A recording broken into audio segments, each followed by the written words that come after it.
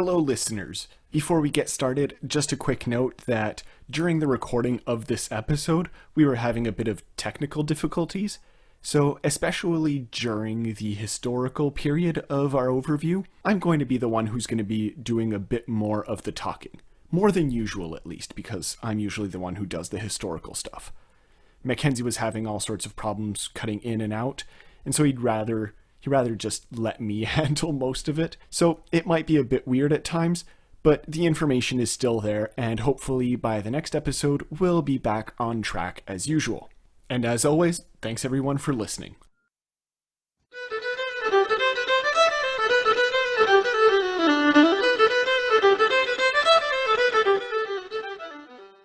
Hello everyone, and welcome to Historia Canadiana. My name is Patrick, and with me is my ever socially awkward and especially morally degenerate co-host, Mackenzie. Scholarly, morally degenerate co-host, thank you very much. I'm sorry, excuse me, I won't make that mistake again. Scholarly degenerate. How are you Chaotic today? neutral. Yeah, so today after our brief Halloween interlude, we're finally finishing our discussion on Canada's early medical history. Which is frankly more disturbing and terrifying than anything we did on Halloween. Honestly, yeah, it honestly could have been a Halloween episode in and of it. There's a moment, I don't know how far you got in the show notes, but there's a moment where we're going to talk about it later in the 1840s that is truly horrifying. I'm sure. And yeah, just for those who couldn't necessarily gather it from the title, what we're going to be doing today is we're going to be going a bit more into the 19th century. And we're going to look at the evolution in medical history through a specific lens, and that is Grosse Île, which we'll get into, but it's a kind of interesting place to do a case study of how Canada evolved in terms of medical technology and practices. So this is going to be a bit more of a look at the attitudes surrounding the medical world than an actual examination of medical practices, although that's going to come into play also. But as we're getting into more scientific territory, neither Mac and I are experts in the field, so we're going to be talking about attitudes and perceptions more than anything else. And there was quite a bit of interesting literature that was written about it, so it's a nice thing for our show as well. So, got some very interesting poems that we're going to read out to you. Yeah, we can read them out. And obviously, if listeners want to follow along with those poems, I'll transcribe them onto the website and they'll be able to see them from there. Before we get started, I think a quick recap of what we did in part one could be helpful. Just to Fine. Look, some people might have forgotten because Halloween wipes people's minds. I don't know. If you say so. So obviously just three major points. In the first episode, we covered what we broadly categorized as natural remedies and religion. Mm-hmm. So we did that through the lens of Native American practices and beliefs that were mostly centered around using plants and herbal medicine. Exactly. Faith healing. Absolutely. And faith healing that you can see in both European practices and Native American practices, although slightly differently. Mm-hmm. The idea also that really pops out in this first part is that this is a pre-germ theory world, right? And that's where the religion comes from, right? Yeah. So we have to believe in diseases as being part of some grand cosmic scheme because we don't necessarily have a profound understanding of germs as we do today. And, that brings with it a slew of problems. There are septic environments in which infections are very common and so on and so forth. Like it's a very dangerous world to get sick in. Mm-hmm. And that pretty much stays the way until the 19th century, which is where we're going to pick up our story more or less. And this is where things are really going to start to evolve in practices all over the world, not just North America. So before we get into Grosse Île proper, I think we need to, establish a quick basis as to why this little island off the coast of Quebec City was used in the first place, why it became a relevant thing to become what it became, as we'll see later, in the early 19th century. And to do that, we need to talk about a disease known as cholera, which is pretty much as vile as it sounds, right? I don't know how much you know about cholera, Mac. Vague knowledge, like it's waterborne for the most part. that sort of stuff. It's the, what was it, the Asian disease it was called or whatever? Yeah. Because Europe. Oh, Europe. Yeah, we'll get into that. Like, there was a lot, not just for cholera, but it is a good place to start that. But there was a lot of racializing of diseases, and there still is to an extent today. Just see any reactions to COVID-19 as the China disease today. There's a lot of this racialization of diseases and things that are foreign and unknown, especially in the medical world, of being like, oh, it comes from over there, right? That mysterious land. And it always has to be part of it of why it's coming from over there. Therefore, that's part of the name or whatever. Yeah, definitely. There's actually, and I'll put this up on the website also so that other people can see it, but there's actually, when I visited Grosse Île, because you can visit it, I'll show you this, Mac. It perfectly describes this kind of racializing that we're talking about. So this is a caricature that was about exactly that. I think this was about smallpox. Oh my God. And it was represented that way. It kind of really gives you an idea of the type of rhetoric that was surrounding a lot of these diseases. And again, I'll put it in the show notes for people who are interested. Well, it's like you look at any travel literature and it's all the same.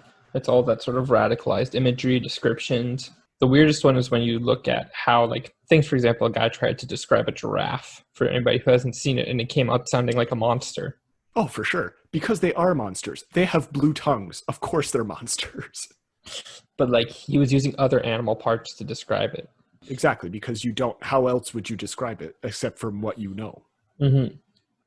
But anyway, coming back to cholera, so broadly speaking, you're right. It's definitely a water-based and waterborne disease, right? And generally speaking, it's characterized by dehydration, diarrhea, definitely, just all kinds of fun stuff. And death can come pretty quickly, so like within hours sometimes. In a sense, this idea, as you're saying, of the Asian disease was not entirely wrong. It's not limited to Asia, but for the outbreak that we're talking about here, it did start in India, so like on the Asian continent, and it did eventually spread to North America by 1832, which is where we're going to pick up our story here.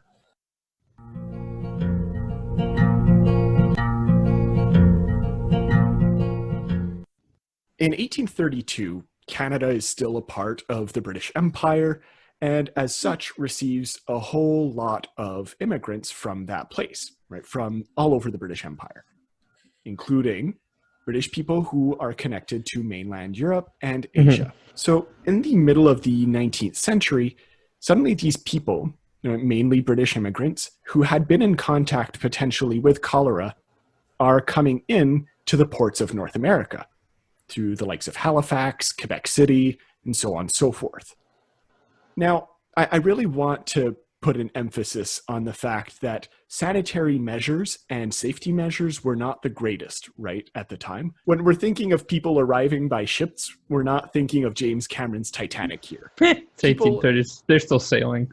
They're sailing. Even if there are steamships starting, people are packed in, and they don't necessarily, especially if they're poor, don't necessarily have access to clean water or sanitation. And, nobody really cares about limiting how many people can get into a boat. So you're packed in like sardines. And so it's not that surprising that as British immigrants are coming into the ports of Canada, stacked in like sardines without any potential sanitation devices, that no masks, that's for sure. Definitely no masks. That's an absolutely great point. And even if they did, they're not going to be that much safer. It's waterborne because they're in close proximity to each other. By the time they come here in 1832, they're bringing all kinds of cholera. And this is where the use for Grosse Île is going to start to become quite evident, because this is going to literally cause a massive epidemic in Canada. So you've got a couple thousand people that are coming in, and suddenly it's spreading from Quebec City into Montreal, into Kingston, and going into the populated areas of Canada. And as we mentioned, this is something that spreads quickly and causes death very quickly. Right? We're talking here of a mortality rate that is estimated to be around 50% of cases. Especially then, that's massive. So extremely rapidly over 1832, 1833, people are dying, and it's quite clear why. Also, quick fun fact, because apparently we haven't talked about the rebellions enough. God fucking damn it. What did Durham do now? Not Durham. Did he weaponize cholera? I wouldn't be surprised. No, me neither, right? So this is pre-Durham coming into to Canada, of course, but the good times. I do find it interesting that some scholars actually point to this moment as one of the instigators or one of the things that helped push the rebellions, that helped accelerate the rebellions. Right. In the sense that suddenly you found yourself with a bunch of English people that are coming in with diseases.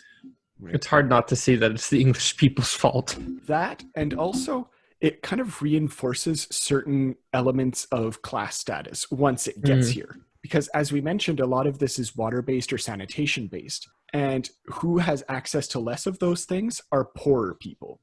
Right. Which in Lower Canada, for example, was much more the French-speaking population. So suddenly you have an influx of British immigrants that are literally killing off a bunch of French Canadians. And so that definitely exacerbates a lot of the sentiments that were already fermenting in Lower Canada and eventually Upper Canada as well for different reasons. I just thought that was a fun fact in this dark time, I guess.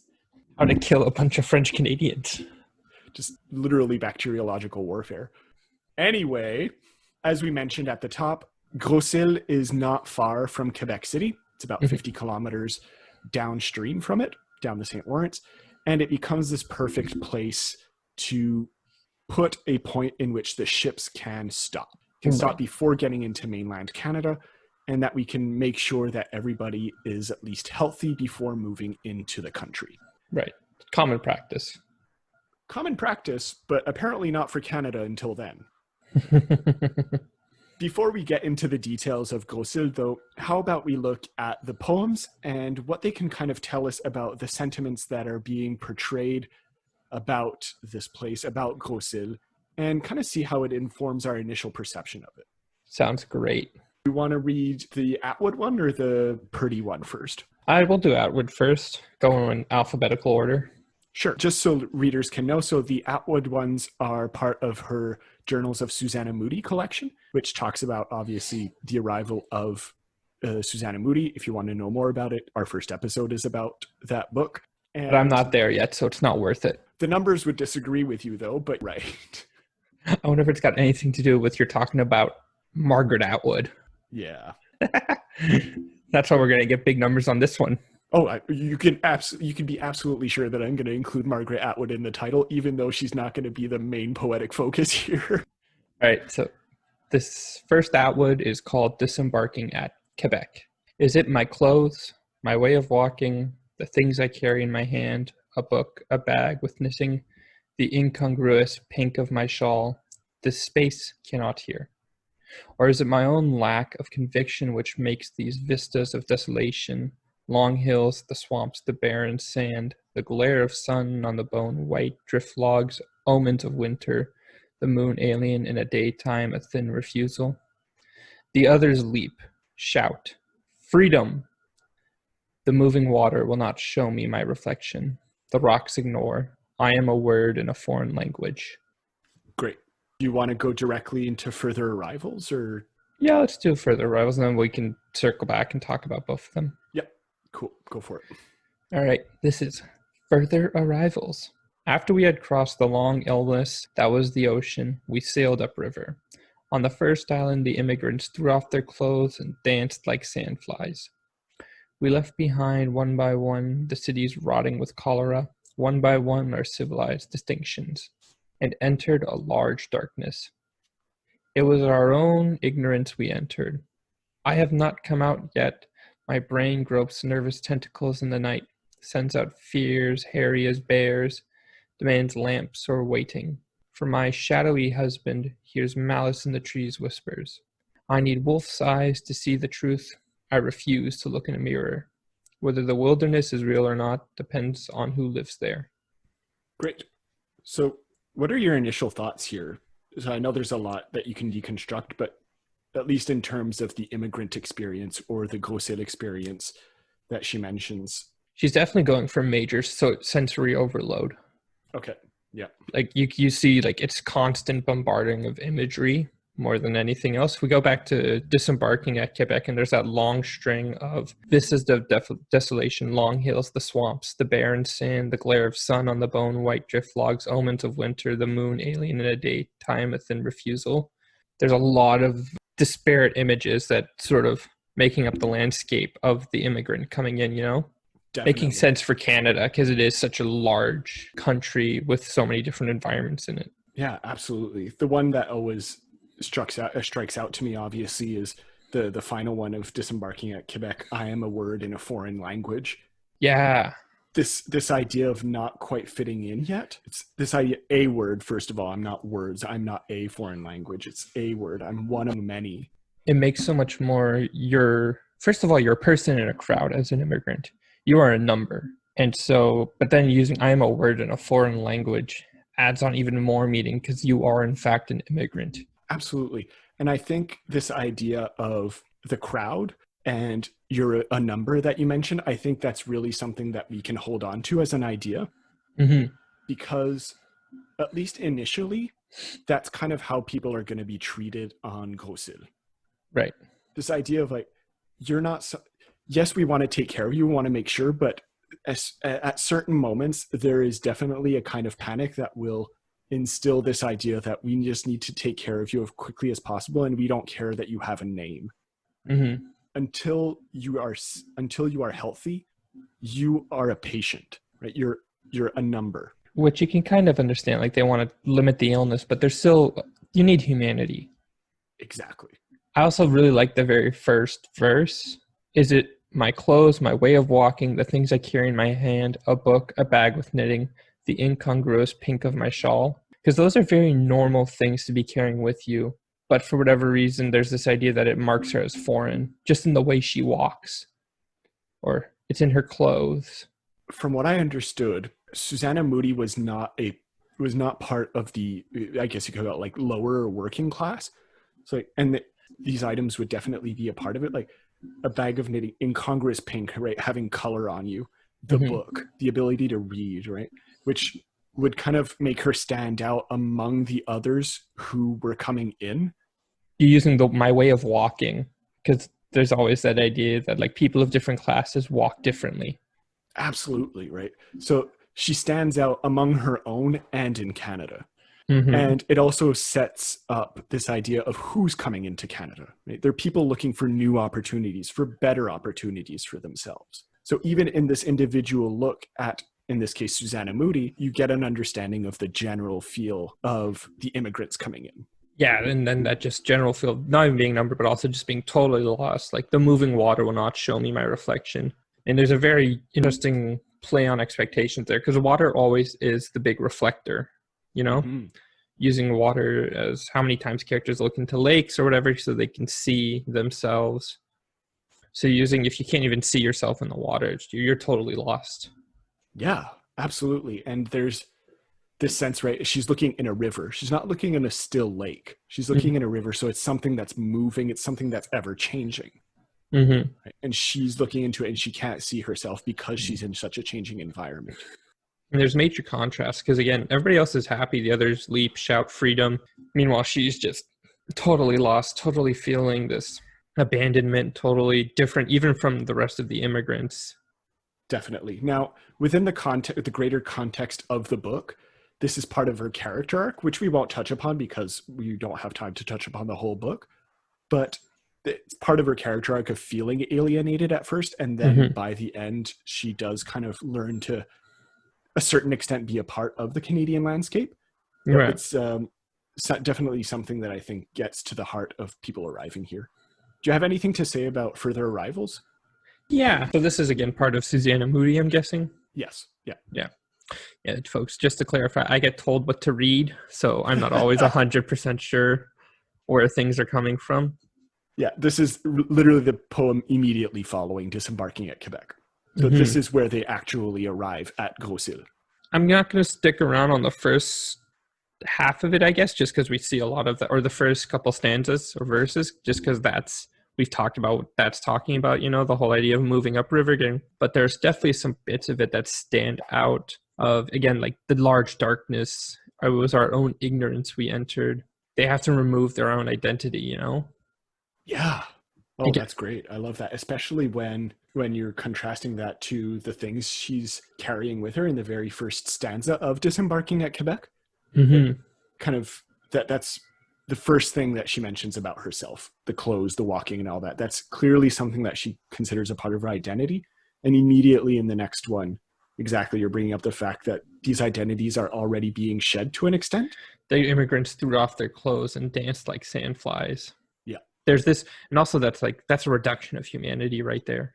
I don't get the sense, in this one at least, that this reduction of humanity it's understood to an extent, but it's not appreciated for what it is, in this case, trying to save their lives from cholera. That's just an impression. It's just in the tone of the poem, I guess, that I get that from. Yeah, it's also part of just in the poem constantly there's use of these predatory animals. My brain gropes nervous tentacles in the night, since it fears hairy as bears. Yeah, wolf's eyes. I need wolf's eyes to see the truth. And it, again, that's sort of leading to that credence of they must adopt where they are now, right? And so you see her kind of jabbing back that they're reducing her to animals, but they're still animals themselves. She needs to be them. She needs the wolf's eye. It's also, again, like a wolf is a very predatory animal, as we know. So this idea, like, and in contrast, usually you think of the sheep. Yes. So this constant, they are the sheep, and now she has to become the wolf. And now she doesn't even want to look in her reflection. She doesn't recognize herself, or she doesn't want to recognize. No, I refuse to look in a mirror. Whether the real wilderness is real or not depends on who lives there. And that's always important to bring up in regards to Canada, just because it is such a wilderness-oriented country. Yeah, especially when Moody is writing, because there is an original text by Susanna Moody.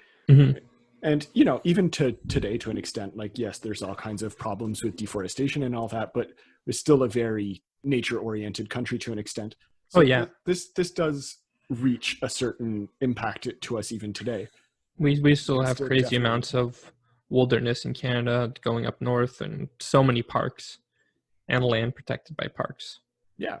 And even the immigrant experience to an extent is something that can, really hit home to a lot of people, even to people who were born here, right? Which is something that, I think this poem really, or at least these two poems, this whole poem, this long poem, if you will, really does well. Yeah, but it is considered to be a long poem. The whole book is considered to be a poem by some scholars, but yeah. No, I definitely like this poem. There's definitely a lot more here where that's focused on the immigrant experience of, like, before it was all the sensations, and now it's adapting to the environment. So before we got the environment described itself, and now she's describing her adaptation. I wanted to at least open up with that, just because you get a sentiment of what this arrival at Grosse Île brings. And the other major poem, and like the central poem that we're going to bring today, is literally called Grosse Île by Purdy, which was written in 1994, or at least published in 1994, and was featured in his collection Naked with Summer in Your Mouth. I love that title. Yeah, it's a great title. Naked with Summer in Your Mouth. Summer in Your Mouth is an image that comes up much more often than you'd expect in Purdy poems. I'm sure. And but yeah, I have a whole episode planned on Purdy because he's a fantastic poet and he's an interesting character in his own right. But I wanted to at least look at this poem and make it our central focus, because as a work, it covers the general, where Atwood covered the feeling of immigration and arrival, Grosse Île by Purdy covers the history of it, right? And what it means to remember Grosse Île. Right. Atwood is trying to adopt the sentiment of arriving there in the 30s. Purdy is looking at it when he's talking about it in the 90s. It's a completely different experience. One talks about living it, the other one talks about remembering it. And I wanted to kind of contrast that maybe later once we've actually covered the history of Grosse Île. We'll see. But if you don't mind, I'll read this one. Go ahead. It's a bit longer, but I think it's worth it. And we'll see then if we have any initial thoughts before getting into the history. It starts with a W.H. Auden quote that is, "Look, stranger, at this island now. The leaping light for your delight discovers." And then it gets into the actual poem. "Look, stranger, a diseased whale in the St. Lawrence, this other island than Auden's. Dull gray in the weather is dull gray, and an east wind brings rain. This Appalachian outcrop, a stone ship foundered in the river estuary, now in the care and keeping of Parks Canada. A silence here like no mainland silence, at Cholera Bay, where the dead bodies awaited high tide and the rough kindness of waves sweeping them into the dark. Look, stranger, at this other island, weed-grown graves in 3 cemeteries. Be careful your clothes don't get hooked by wild raspberry canes and avoid the poison ivy. Here children went mad with cholera fever, and raging with thirst, they ran into the river, their parents following a little way before they died themselves.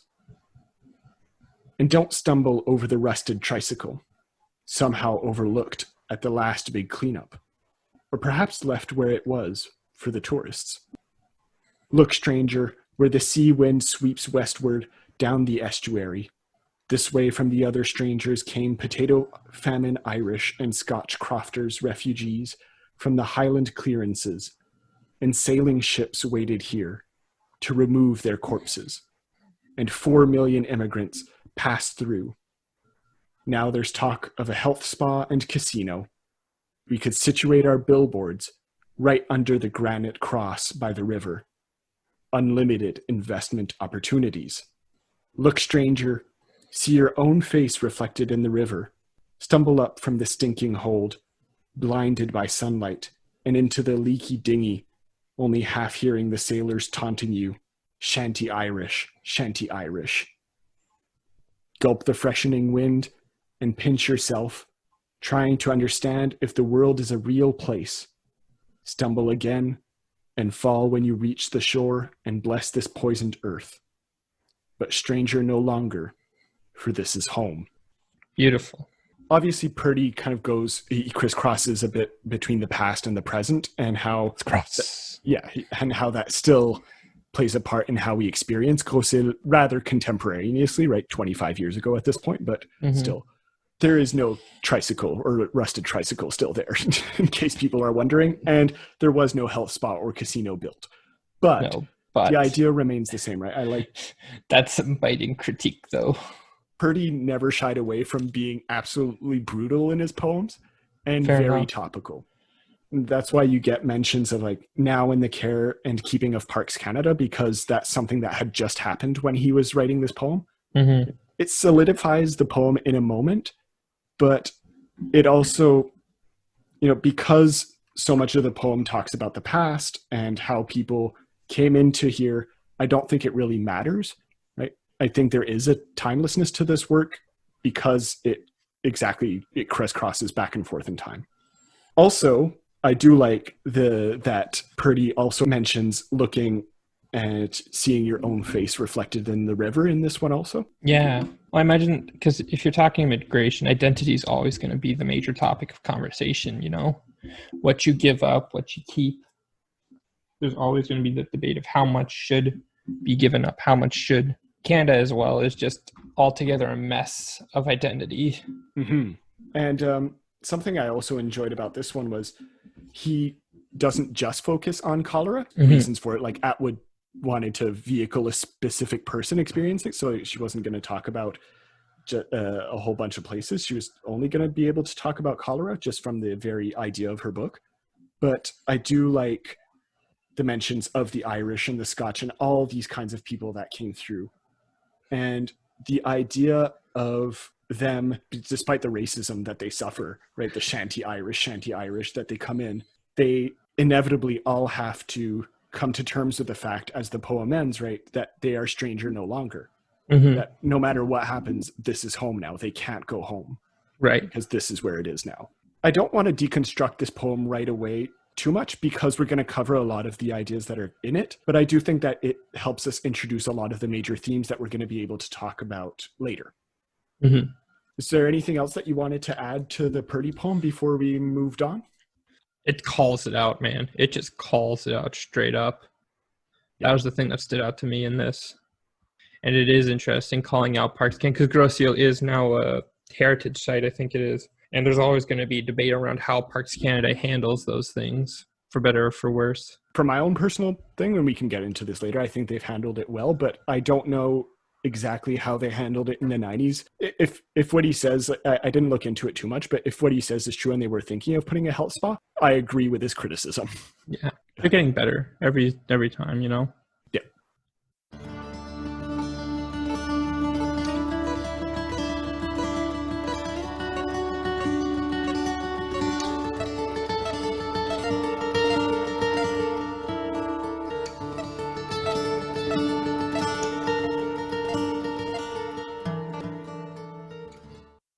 So, Grosse Île itself, I've kind of separated my show notes into two major periods, right?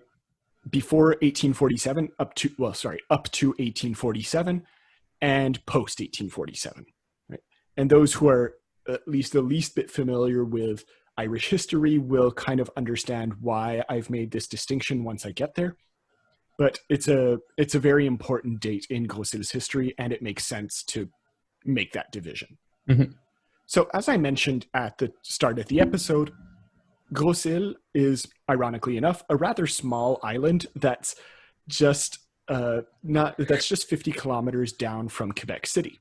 And the way that it's built, it's perfect for actually separating itself and accepting ships into its makeshift harbors, I guess.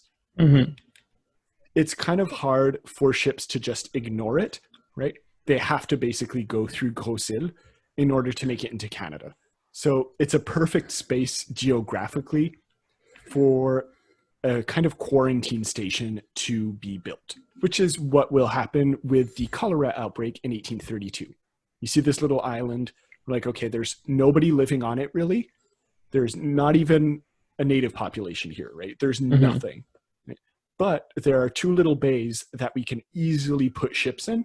And if people, after they've gotten off the ships, want to escape, they can't, because all that's around them is rapidly running water that is freezing cold. Right. So you absolutely cannot escape from that island. It is perfect geographically for putting a quarantine station. That's a horror story right there. I'm sorry, but that is straight up a horror story. You can't get off. Again, it makes sense. I totally get why they would do it. But again, and this is coming back to the Atwood poem, you definitely get this feeling of like being lost, right? When you're there, because there is nothing. You see the Appalachian Mountains in the distance, but that's kind of it. Aside from that, around you is just your small little island, other sick people, and water. You know, and there's definitely this sense of isolation that permeates into both the Al Purdy and the Margaret Atwood poem that I think is noteworthy here, right? And that's part of the quarantine experience, is that there is no contact with the outside world. And whether it's directly or not, both these poems kind of touch upon this in meaningful ways, I think. Yeah. As I was saying, all ships were kind of forced to stay there from 1832 onward, mostly during that big cholera pandemic. Again, I can't stress this enough that this is pre-germ theory. We still haven't quite gotten to the germ theory aspect of it yet. We're going to get to that later. So literally all that happens on this island for now is people arrive, they are examined by a doctor, and there are not a lot of them, by the way, on the island. They're examined by a doctor, and we determine, are you healthy? Are you not? If you're healthy, you go to one section of the island, and you stay there for a few days just to make sure that you're not going to develop any symptoms. If you're unhealthy, you get sent to as best of a hospital as they had, which again, as we were saying in the previous episode, is not great. Right. The best they can do, because they don't have any consciousness of germs and stuff like that, the best they can do is kind of make people comfortable, hydrate them as much as possible, and try to make sure that they at least get through the cholera. If they're healthy enough to. Mostly the people who are sick go there to die. Initially, even in terms of hospitals and stuff like that, it's not an extremely well-furnished place. Mm-hmm. The improvements and infrastructures and so on would come much later. There's basically, at first, a couple doctors, a couple of nurses, of course, administrative people, that kind of thing. And at first, there's one hospital, right, which has a couple of beds in it and water, places where the employees can sleep, so on and so forth. Right. And a brief administration, a very small administration. So when the outbreak happens, right, which there's about, I think it was a couple thousand cases that actually happen to it, it would tax the infrastructures to their limit, right? Because they're not ready to accommodate thousands of people suddenly. So it's kind of again, coming back to this horror story of, we're just a couple of doctors and suddenly we have all these sick people that we have to take care of. It is grueling.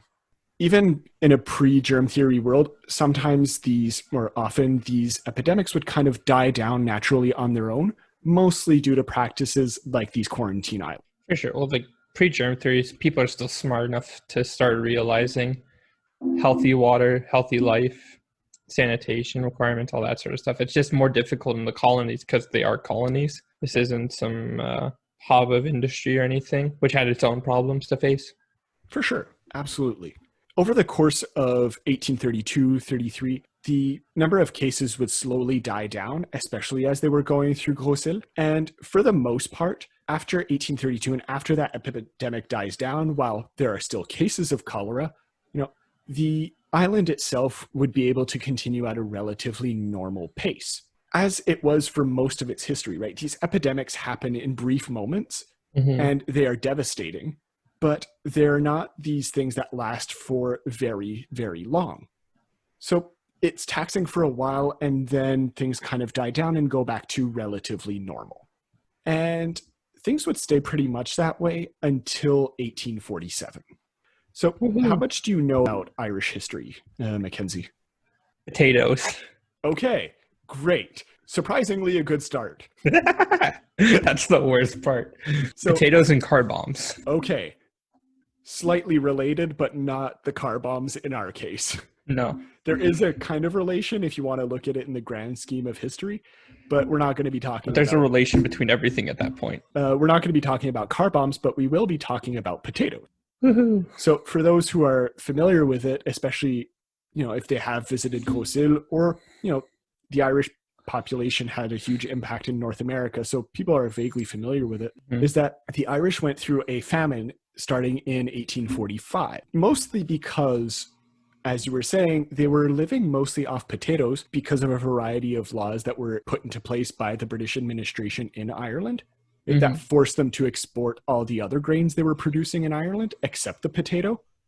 When you're living off potatoes, and suddenly in 1845, those potatoes start to die before you can even pick them, and they start to rot before you can even pick them, you're going to have a problem. And the reason why 1847 is particularly noted and is often referred to as Black 47 is, well, for two reasons. One, because it was the worst year of the famine, the one in which most people died because of starvation, but also because it represents the colors that the potatoes had when we picked them.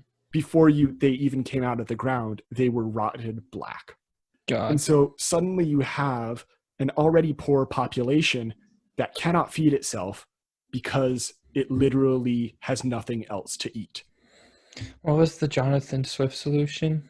What was it? Ooh, okay, yeah. Are you talking about his satirical work, A Very Modest Proposal? That's what it is. Oh my God. If you can find, it's not Canadian, but if you can find Jonathan Swift's A Moderate Proposal, read it.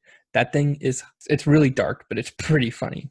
Yeah. Basically, his solution to the famine boils down to, I'm getting a shaking head as if I shouldn't say it. It's not that. It was written long before the famine. Oh, okay. It's still talking about starving Irish, but it's not about the famine itself. Well, his solution to, if there was ever a famine, was eat the children. Satire. Great stuff. Beautiful. It's, again, very funny when you read it, but it is dark comedy. Mm-hmm. So in 1847, we talk about it because that would cause a huge influx of Irish people that were looking for literally to survive across the ocean. They were like, oh, we need something. We cannot survive in Ireland, but apparently they have lots of room and lots of food in North America. So about 80,000 Irish people would sail to Quebec. Now, a lot of these people would not stay in Canada, first of all, because some, as we're going to see, are going to die, but because it was cheaper to sail within the British Empire and then move to somewhere else, right? So it was, the ticket would have been less expensive to actually come to Quebec and then move to the United States, where a lot of them ended up, instead of just going from Ireland to the United States directly. Now, of those 80,000 Irish that in 1847 decided, hell no, or were paid sometimes by landlords, by the way, sometimes British landlords would pay them to get off their own lands. That's how bad it was. It's more like the British lords were like, hey, we already own this, so like, here's a bit of money. Now we want to own all of it so that we can exploit it and not have to deal with people. Fair enough. Dealing with people is pretty hard. And, capitalism. Yay! For a variety of reasons, all these Irish would come here. Just in the sea voyage, about 5,000 of them would actually die. For a variety of reasons. Like we mentioned it, sometimes they were already sick, right? Sometimes they were starving. And the major one in this case, aside from starvation, is a disease that comes because of starvation, and it's called typhus, which would be the kind of second epidemic to haunt Grosse Île on top of the starving Irish. Woohoo! In terms of symptoms for typhus, it would basically be fever, rash, delirium. But the thing with it is, and why it's so deadly in this case and why we're mentioning it, is because at this time, it led to a mortality rate of nearly 100%, right? It is leaps and bounds ahead of what cholera was doing in terms of damage. And so it's very important to note here that typhus was the major killer on top of starvation. Once they got on Grosse Île, though, there's another 5,000 that would actually die. And as I just mentioned, the hospitals and infrastructures at Grosse Île were not ready for this because, they hadn't had an outbreak this massive or anywhere near this since 1832. It had been 10 years. People, they weren't going to keep a bunch of people on staff just in case. And even if they had heard of the famine that was going on, right, it had been 2 years at that point, news had reached Canada that there was a famine in Ireland. Nobody was expecting that in 1847, this many people would arrive. So unfortunately, the amount of people that died does make sense, not only because it's a horrible disease, but because they simply were not ready. If you're talking about a horror show, by the way, do you want to hear a really good one? Go ahead. The chief medical doctor, his name was Dr. George M. Douglas. That was on the site of Grosse Île, the one that was kind of running the show. Him and 35 other doctors. There's a letter that exists that he wrote to, I think it was the Legislative Assembly of Canada, that mentions that he's getting a really bad feeling about the incoming ships and that it's almost like he can smell something coming. Oh, God. And we now think that if he wasn't exaggerating, which is possible, and it just coincides with the fact that there were all these people coming in, but with the direction of the dominant winds, it does actually make sense that he was smelling the dead arriving before they actually came into Grosse Île. Wow. Jesus. So it really gives you an idea of what's happening here.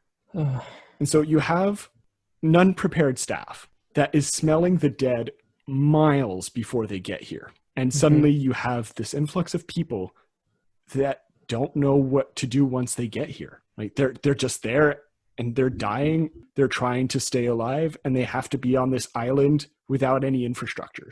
When we say like, oh, 4,300 people died, that's a lot. Yeah, but it was almost unfortunately to be expected. Again, kind of like what happened with cholera, the best they could do was just kind of let it pass and deal with it as best as possible. Try to find places in which to put all these people, help them as much as possible, try to build a dozen hospitals and new buildings as fast as possible just to accommodate them. Right? This is really quick stuff. And this is where the advantage of being near Quebec City really helps, right? Because you could get all these resources in relatively quickly to help build up these hospitals and infrastructures and bring in as many people to help as possible.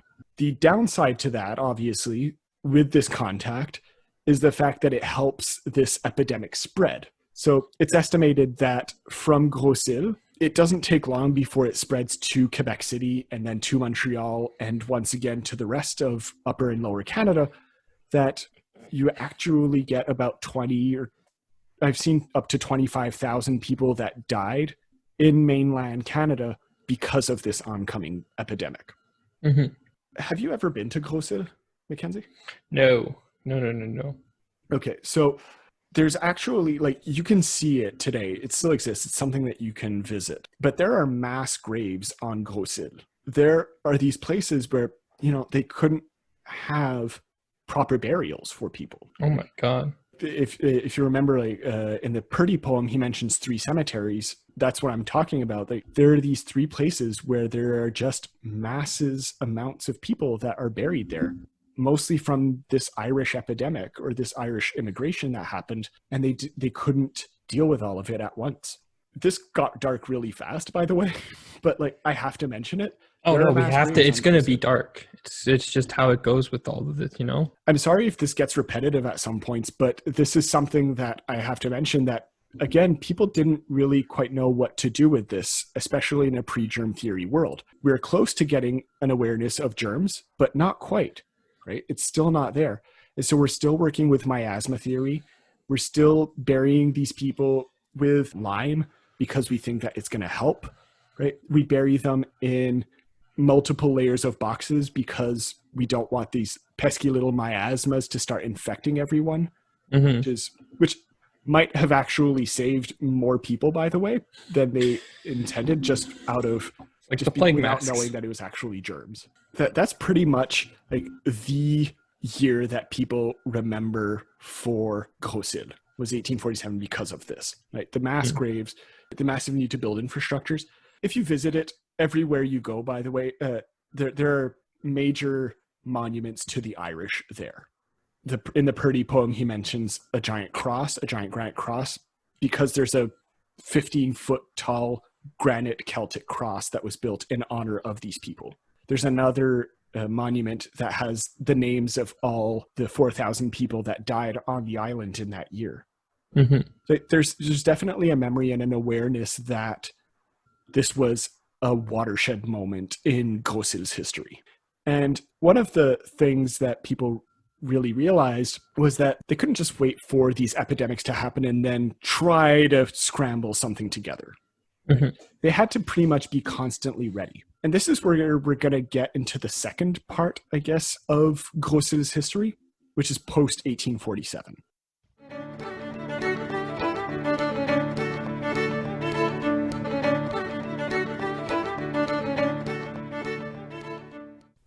And we're back.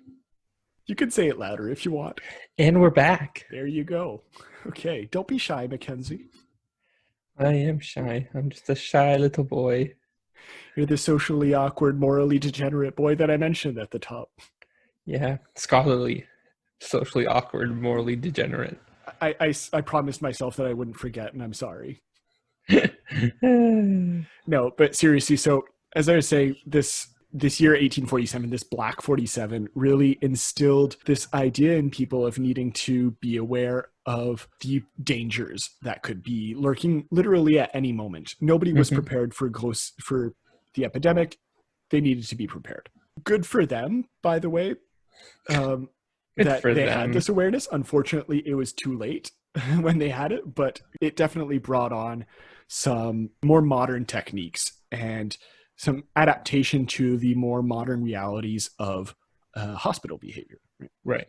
So they would never have to use it formally on such a level again, right? There are a few smallpox and cholera outbreaks, a bit of typhus here and there, but never on the level that we're talking about pre-1847.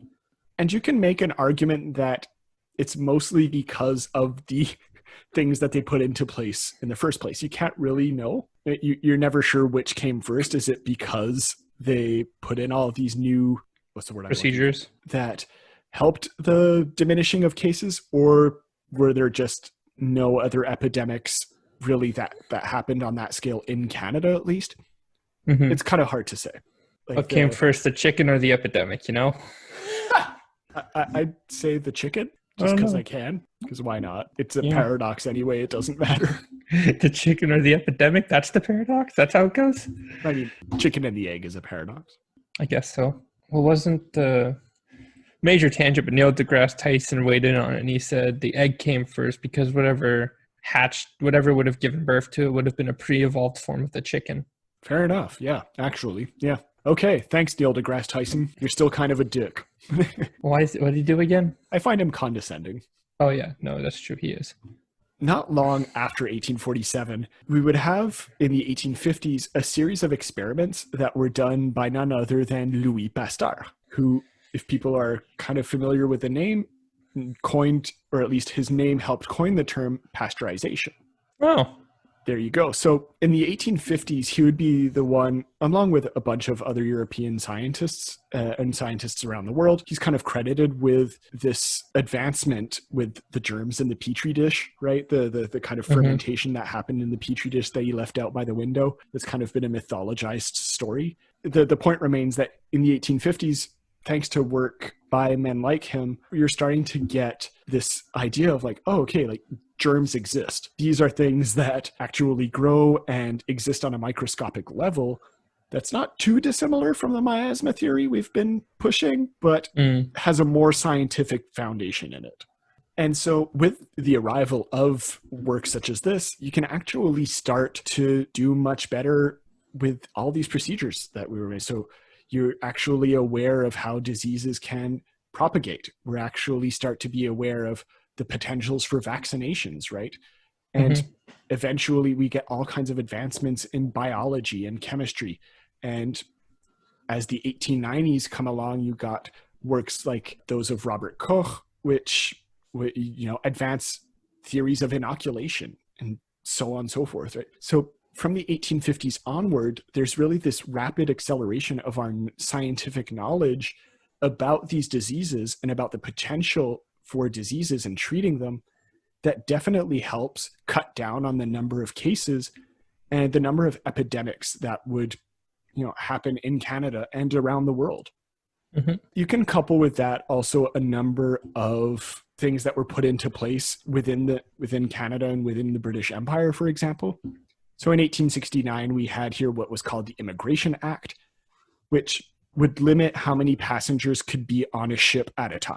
That would definitely help. Like, for example, they were no longer packed like sardines into the hulls of ships. In terms of propagation and in terms of safety and sanitization, that was fantastic. And, you know, after the works of Pasteur and Koch and stuff like that, you had these much more modern hospitals that were being built and put into place in Grosse Île. So you actually had something that resembles a relatively modern hospital being built and being kept up to date with modern medical ideas throughout the 1870s, 80s, and 90s, right, into the 20th century. And they even had running water and steam-powered engines on the island throughout this time. So you could actually clean clothes that came here, and you can actually properly clean people other than just having them go into the water like Moody mentions, right? You're not just you're not just bathing around in Cholera Bay. You're actually getting cleaned. Surprise, surprise. Cleaning them in something where other people infected with a waterborne disease helps. Wow. I get it. Get the waterborne disease people out of the water. Like, you didn't have access to steam engines. You couldn't heat your water on a mass scale like that. You did what you had to do. But yeah, no shit. So it's kind of boring to look at a post 1847 world just because there's not any of these grand epidemics or something like that. Like, it's boring in the sense of like, it's not, oh my God, what's going to happen and how many people were sick and stuff like that. There's not this horror element that we were talking about, which is, we say, sitting in the middle of a pandemic.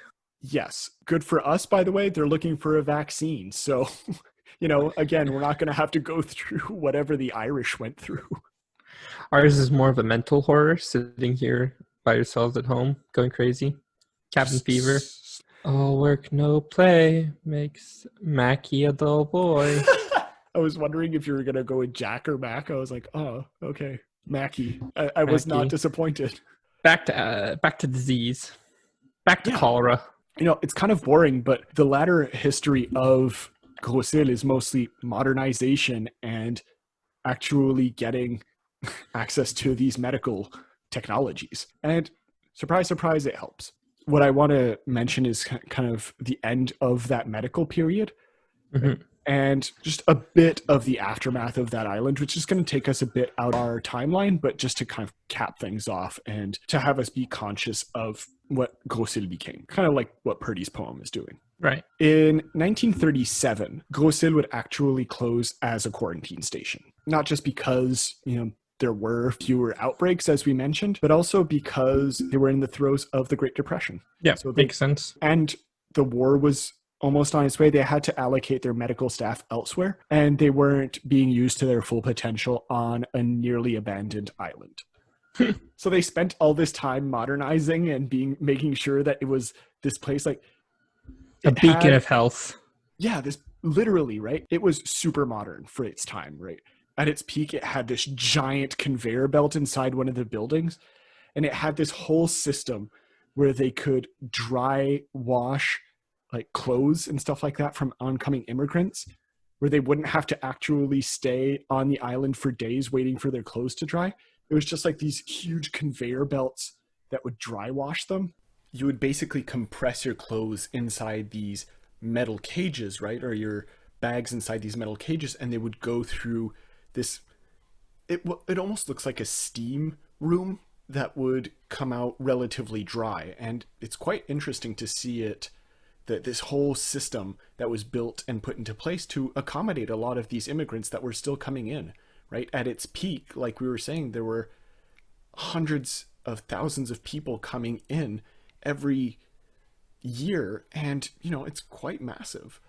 And so they needed to accommodate and make sure that there was this health consciousness coming into Canada, right? So again, it's kind of boring, but this is what happens when you actually take into consideration the advances of knowing what germs bring. You have a healthy population. It's like super technology for the time, and it just kind of faded away, unfortunately. Or fortunately, depressing. Depending on how you look at it. Yeah, the fact that we didn't need to keep using it is a bit of a good thing, I guess. Yeah, definitely. But its history didn't really end there because, as I mentioned, the war was coming. Right. And the Second World War kind of brought a new life to Grosse Île in a sense. What do you think they did on Grosse Île during World War II? God. I mean, I don't know. I didn't put this in the show notes, so you have no idea. Storage facility, fueling station. No. Think horror again. Oh God, was this like a holding camp for people? No, not that horrifying. What was it? They were testing anthrax bombs. Of course they were. It was used as a testing site for anthrax bombs, so obviously in a pre-atomic bomb world, and they were testing all kinds of shit. Which of course brings a whole other slew of health problems if you want to relate it back to that medical concept, right? Anthrax and bombs in general, right? Yikes. Against the Geneva Convention. Apparently the Canadian government gave no fucks and were like, nah, we're still testing anthrax bombs. Just in case. In the off chance that the Geneva Accords are going to be rescinded. I don't know. But that's what they were doing with the island during the war. Turns out they didn't need their anthrax bombs because suddenly Hiroshima disappeared, and so everybody realized that anthrax bombs were kind of outdated. What it would then go on to do during the 50s and 60s and 70s was be an animal quarantine station. Mm-hmm. So it would kind of find a second life as a place where we would make sure things were healthy. Now, They didn't actually clean up a lot of the anthrax, by the way, and at that moment yet. So they were bringing sometimes healthy animals into a quarantine station that had anthrax in it. And around the 80s, they would stop doing that because Parks Canada would take over and try to turn it into a National Historic Site. That was part of their mission, was to decontaminate the site. And that was a huge part of it, was making sure that you could actually go on it and not die because of anthrax poisoning. So we're going to test that by turning it into a Parks Canada historic site and just have people show up. It's part of the experience, actually, of visiting Grosse Île, is death. Mommy, I have diarrhea. Oh, that just shows you had a great time. Yep, there you go. See, now you're like the Irish. It doesn't matter who you are, if you're blue cholera or white cholera. Sitting on that joke all day. Of course you have. This got dark. Again, as if it hasn't already been. I was trying to bring a ray of hope to kind of end this on, and you just struck it down. Listen, I was a Parks Canada employee, and I'll be the first to admit, like, it's not the best way to go about something sometimes. Oh yeah, I'm not going to start bashing Parks Canada here. We're too small for that. But yeah, that's kind of, in the 90s, it officially opened up to the world as a National Historic Site, which you can still visit to this day and is quite interesting. Like, I gave a brief overview of what it looked like, obviously, but it's very interesting to visit the buildings that are still there and just to see with your own eyes what this whole history had gone through, right? I highly recommend going there. Yeah, just before we kind of conclude, do you want to look over the poems again and see if that brought any additional elements to it? If we would look at the Grosse Île, just because that one deals a lot more with the topic and discussion of the actual island itself. But to be fair, like, not much has changed from my perspective personally from this. It is still a pretty similar understanding. But yeah, what I find interesting, and I kind of touched upon this at first, was Purdy's kind of approach to it as a site of memory. You know, and there's a sense also, right? And I don't know, this is more of a philosophical argument than anything else, right? So Parks Canada took over, right? And I don't think it's a coincidence that Purdy wrote this poem right around the time that Parks Canada was taking over and turned it into a tourist area. So there's this question that necessarily arises by reading this poem and by looking over the history of, and by understanding that it is now a National Historic Site. How do you remember a place like that? It's true. Especially if you take something like that and turn it into a tourist site versus a monument. And I definitely understand where Purdy is coming from in his fear of that, right? His fear of not respecting necessarily it's 150 modification of it. Exactly. The commodification of it. How do you commodify death? We still do it all the time. Yeah, but there's a way to do it that's not, for sure, building a casino and a health spa. No, that's what I mean, though. He's afraid of the wrong way of commodification of death. There is the proper way to sort of treat the dead with respect. Yeah. This isn't like a national park. This isn't like where the first settlers touched down, which is a big, important historical moment. This is an island where basically nothing but death happened. Yeah. And I think modern Grosse Île does do it tastefully. There's obviously like the guides make it interesting. Sometimes, like the one I had was making some jokes, but at the right moments and stuff like that.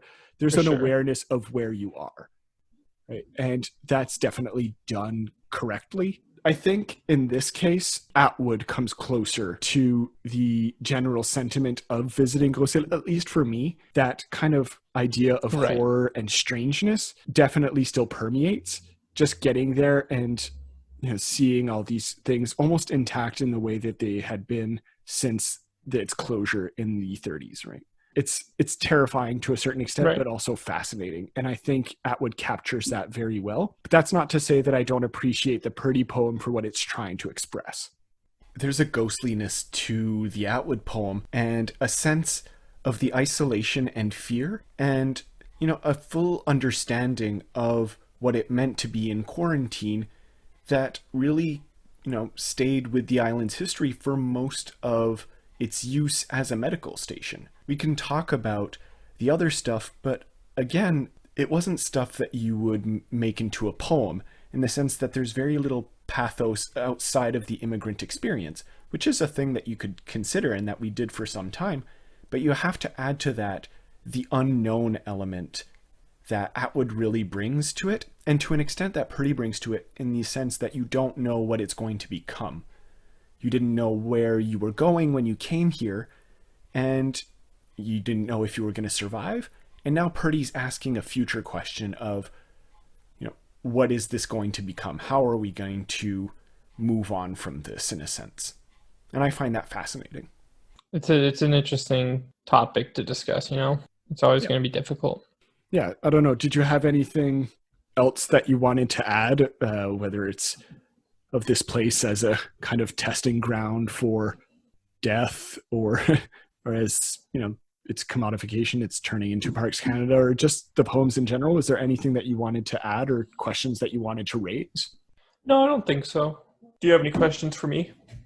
The W.H. Auden poem that's quoted at the beginning, right? That talks about England, by the way, the island that Auden is talking about, or the British Isles. And, this idea that Purdy brings up right at the beginning, this other island than Auden's, it's much smaller, obviously, than the British Isles, but Purdy is really playing up this idea of Grosse Île as a former of identity, right? As this place where certain identity, as we've mentioned many times on the show, has kind of been solidified, or at least cemented or rebuilt, much like it has been rebuilt throughout the years on the British Isles. What's interesting, obviously, is that the basis for this new formation is one that is inherently tied to the destruction of another, the literal death of another. But what do you think of his comparison between such a small island there and this, this nation state that is the British Isles, or at least this whole place? Do you think that's a valid comparison? Do you see what he's going for with that? I think it's an interesting one to make, especially with the fact that most of the immigrants would have been coming from the British Isles, moving from one island to the other. Mm-hmm. I can't speak so much to the validity of it, just because of the fact I haven't been there myself, but I do think he's in the right to make that comparison. Definitely the dull gray weather that he mentions is quite accurate. Yeah. It's often gray and kind of rainy there in Grosse Île, much like in the British Isles, from what I've heard. So, but no, I'm making a joke of it at all. But there is also this sentiment, as you say, of hearkening back to Britain in more ways than one, right? Is a British writer. And this idea of kind of remembering where you came from while still coming into this new identity in a place that's not too dissimilar, but also wildly different than back home, right? So you're always remembering where you came from while being a stranger in a new land, right? In your own land. Right. And I think that's really what he's going for here. And I find that very fascinating. Yeah, honestly, I don't have much to add to this. It kind of touches upon a lot of the stuff that we've been talking about today. We didn't really talk about the way the Irish were treated. Just to kind of mention it, I have a whole episode planned on the Irish, but I still think it's something that should be mentioned, is when he references the Shanty Irish, it's a reference to the fact that while they were still there to be treated on Grosse Île, to be treated for sickness, and people had a medical duty to help them, there was still a lot of this racism and discrimination towards the Irish because they had all kinds of stereotypes associated to them. It definitely soured the experience of going to Grosse Île, as if it was ever a good one, but you know what I mean, right? This, you're sick on top of being hungry, and you're getting treated of all kinds of names based off of nothing, right? Because you're a Catholic, because you're apparently lazy, because you don't want to work. And so it really hammers home this point of not feeling at home and not being asked to feel welcome. It's supposed to be this point of entry into Canada, this warm and welcoming land, and the first experience that you have is being discriminated against. I think that's an interesting point to bring up, and one that's not just limited to the Irish either. As the decades would go on and more immigrants would come in from Eastern Europe, you'd see some of the similar things, right?